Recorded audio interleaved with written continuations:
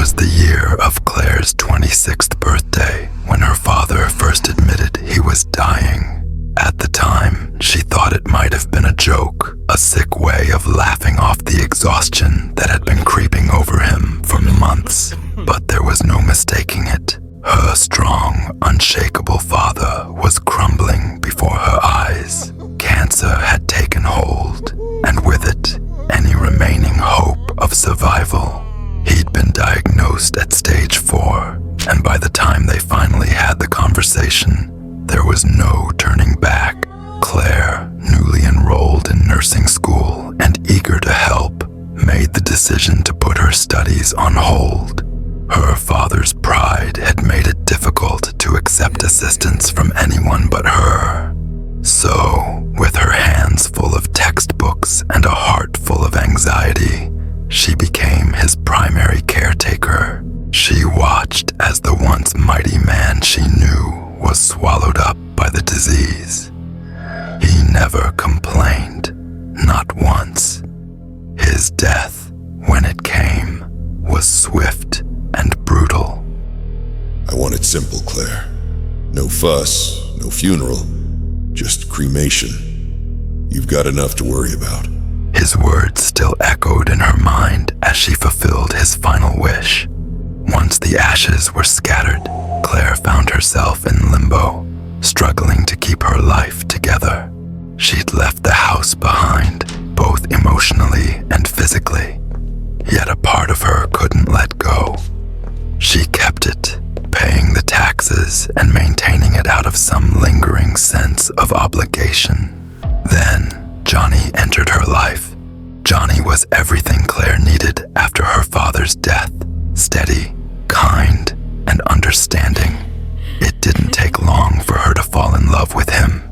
They married quickly, and soon, Claire found herself pregnant with their first child. She thought her life was finally beginning anew, until the conversation that changed everything. Didn't your father leave you a house? Johnny asked one evening, his words casual, but loaded with expectation. Claire's stomach churned. The house. She hadn't set foot in it since her father died. It felt wrong, almost sacrilegious to think about it, let alone live there. But with a growing family and nowhere else to turn, Johnny insisted they take a look. Her hands shook as she unlocked the door. The smell of dust and the absence of life hit her immediately. The house was exactly as it had been when her father passed. Untouched, frozen in time. The balloon she had bought him for Father's Day still hung deflated on the doorframe to his room. It made Claire's throat tighten. Look at this. Johnny beamed, his voice full of excitement. Real wood floors, Claire, real marble. Claire gave a tight smile, her heart heavy with the weight of memories. But then something caught her eye. Flick. Her body froze. Flick, flick. The lights in her father's old room were flickering, even though the switch was off. Something was wrong. Claire moved forward, dread pooling in her stomach. She opened the door and stepped inside, only to find the room empty. The lights were still, no longer flickering. Johnny appeared behind her, wrapping his arm around her waist. Hey, this was your dad's room, right? He asked, his voice gentle. I think this would make a great nursery. Claire hesitated, staring into the empty room. Maybe. She said softly, not quite convinced. She felt like something was still there, lingering just out of reach. But she smiled at Johnny, masking her unease. Months passed, and life moved forward. Their son, Caleb, was born. He was healthy, beautiful, and the spitting image of his grandfather, though his eyes, bright, unsettling blue, mirrored Johnny's, not her father's, dark brown. Johnny had worked tirelessly to renovate the house. Things had begun to settle, or so Claire thought. But one night, while putting Caleb to bed, everything changed. The lights flickered. At first, Claire tried to ignore it, but then it became impossible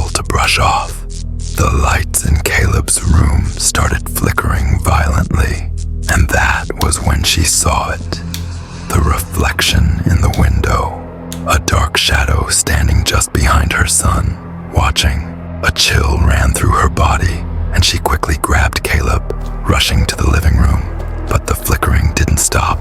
In fact, it spread throughout the house. The lights would blink on and off, even when they weren't turned on. Claire was terrified. She had Caleb sleep with her and Johnny, who worked long hours and returned home late. The flickering persisted every night, growing more aggressive, more insistent. Maybe it's just the stress. She whispered to herself, trying to reassure herself, but it felt like more than that. She felt a presence, like someone or something was watching her every move, and it was no longer just the lights. Things began to fall. Doors would slam, and at night, she could hear the creaking of footsteps in the hallways. One night, Johnny suggested they move. We can go back to the city. We can stay with my parents, Claire. I'll do whatever it takes to make you feel safe. But she couldn't leave. This was her father's house, the place he'd built with his hands, the place where she had grown up. No matter how scared she was, she couldn't walk away. She stayed, convincing herself that it was all in her head, but the lights didn't stop. Then, one evening, on Caleb's 6th birthday, things escalated. He was in full swing. The laughter of children echoed through the house, but Caleb seemed distant, withdrawn. When the time came to sing happy birthday, he grew quiet, staring at the doorway as if waiting for something. Johnny and Claire exchanged confused looks. Caleb suddenly shouted, Papa, you came! Johnny rushed to the door, but it was too late. Caleb was already running, straight into the night. Caleb, no. Claire screamed, chasing after him. She caught up with him in the yard, pulling him into her arms. His face was full of joy, eyes shining, as if he were seeing someone only he could see. He told me I had to come. Caleb whispered. Papa said he'd stop the lights if I went with him. Her heart pounded. Papa, her father. How could Caleb know that name? He had never met him. Who told you that? Claire demanded, her voice shaking. Caleb just smiled. Papa, he's been talking to me for weeks.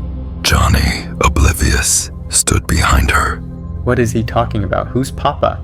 Claire's blood ran cold as she clutched Caleb tighter. Her father's voice. Caleb could hear it. He had been speaking to him, even though he'd been dead for years. That night, the lights didn't just flicker. They blazed, flickered, and dimmed all at once. The air in the house grew colder, thick with an unshakable presence. Weeks passed, but the things that haunted the house never left. The lights flickered incessantly. The door to her father's old room would open and close on its own. And sometimes, in the dead of night, Claire could hear the soft whisper of a voice calling from the darkness. Come home. Come to me. Johnny still didn't believe, but Claire knew whatever had been haunting them all this time wasn't just her memories.